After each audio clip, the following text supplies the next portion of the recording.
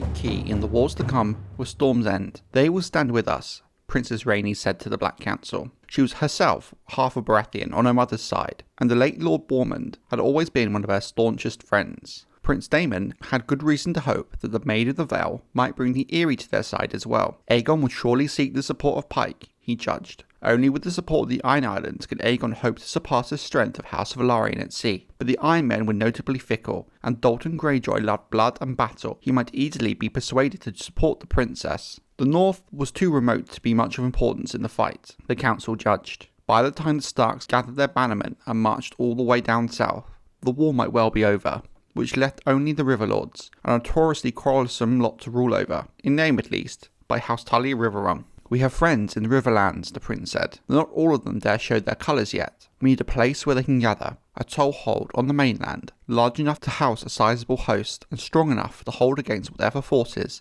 the usurper can send against us. He showed the lords a map. Here, Harrenhal. And so it was decided. Prince Daemon would lead an assault on Harrenhal, riding Caraxes. Princess Rhaenyra would remain on Dragonstone until she had recovered her strength. The Velaryon fleet would close off the Gullet, sailing forth from Dragonstone and Driftmark to block all shipping entering or leaving Blackwater Bay. We do not have the strength to take King's Landing by force, Prince Daemon said. No more than our foes could hope to capture Dragonstone.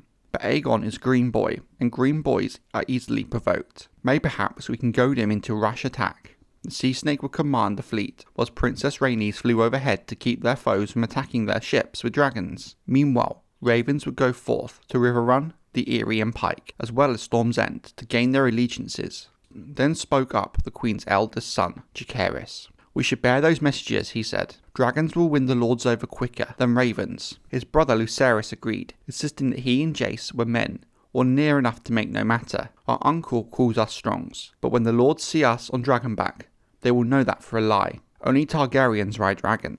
Mushroom tells us the Sea Snake grumbled at this, insisting that the three boys were Velaryons. Yet he smiled as he said it, with pride in his voice. Even young Joffrey chimed in, offering to mount his own dragon, Tyrax, and join his brothers. But Princess Rhaenyra forbade it. Joff was but 11, but Jacaerys was 14 and Lucerys 13. Bold and handsome lads, skilled in arms, who had long served as squires. If you go as messengers and not knights, she told them. You must take no part in any fighting. Not until both boys had sworn solemn oaths upon a copy of the seven-pointed star would her grace consent to using them as her envoys. It was decided that Jace, being the older of the two, would take the longer, more dangerous task, flying to the Eyrie to treat with the Lady of the Vale, and then to White Harbour to win over Lord Manderley, and lastly to Winterfell to meet with Lord Stark. Luke's mission would be shorter and safer. He was to fly to Storm's End, where it was expected that Boros Baratheon would give him a warm welcome. A hasty coronation was held the next day. The arrival of Sir Stephen Darkland, formerly of Aegon's Kingsguard,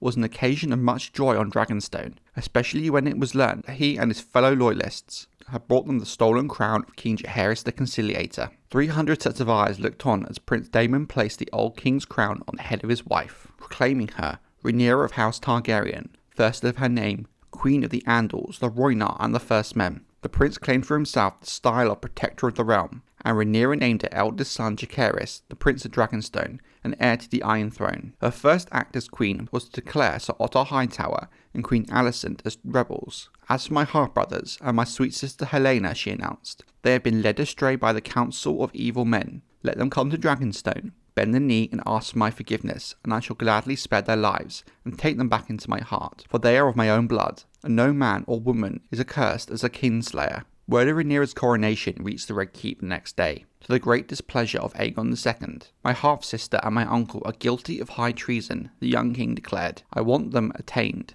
I want them arrested. Cooler heads on the Green Council wished to parley. The princess must be made to see that her cause is hopeless, Grand Maester Orwell said. Brother should not war against sister. Send me to her. That way we may talk and reach an amicable accord. Aegon would not hear of it. Septon Eustace tells us that Aegon accused the Grand Maester of disloyalty and spoke of having him thrown into the Black Cells. But when the two queens, his mother, Queen Alicent, and his wife, Queen Helena, spoke in favour of Orwell's proposal, the truculent king gave way reluctantly. So Grand Maester Orwell was dispatched across Blackwater Bay under a banner of peace, leading a retinue that included Sir Aric Cargill of the Kingsguard and Sir Gawain Hightower of the Goldcloaks, along with a score of scribes and septons, amongst them Eustace. The terms offered by the king were generous, Monkkin declared in his true telling. If the princess would acknowledge him as king and make obstinance before the Iron Throne, Aegon II would confirm her in her possession of Dragonstone and allow the island and castle to pass to her son Jacaerys upon her death. Her second son Lycerys would be recognised as the rightful heir to Driftmark and the lands and holdings of House Velaryon. Her boys by Prince Daemon, Aegon the Younger and Viserys would be given a place of honour at court, the former as the king's squire, the latter as his cupbearer. Pardons would be granted to those lords and knights who had conspired treachery. Rhaenyra heard these terms in a stony silence, then asked Orwell if he remembered her father King Viserys. Of course, your grace, the maester answered. Perhaps you can tell us who he named as his heir and successor, the queen said, a crown upon her head. You, your grace, Orwell replied, and Rhaenyra nodded and said, with your own tongue you admit I am the lawful queen. Why then do you serve my half-brother, the pretender?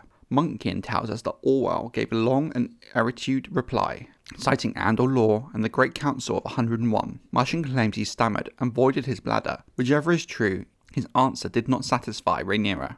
A Grand Maester should know the law and serve it, she told Orwell. You are no Grand Maester, and you bring only shame and dishonour to the chain you wear. As Orwell protested feebly, Rhaenyra's knights stripped off his chain of office from his neck and forced him to his knees, while the princess bestowed the chain upon her own man, Maester Geraldus, a true and loyal servant of the realm and its laws. As she sent Orwell and the other envoys on their way, Rhaenyra said, tell my half-brother that I will have my throne, or I will have his head. Long after the Dance of Dragons was done, the singer, Lucien of Tarth, composed a sad ballad called Farewell My Brother, still sung today. The song purports to relate the last meeting between Sir Eric Cargill and his twin, Sir Eric, as Orwell's party was boarding the ships that would carry them back to King's Landing. Sir Eric had sworn his shield to Aegon, Sir Eric to Rhaenyra. In the song, each brother tries to persuade the other to change his side. Failing, they exchange declarations of love and part, knowing that when they next meet, it will be as enemies. It is possible that such a farewell did indeed take place that day on Dragonstone. However, none of our key sources make mention of such. Aegon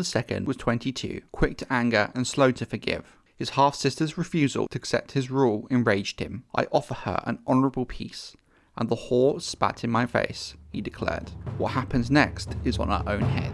What happened next was war.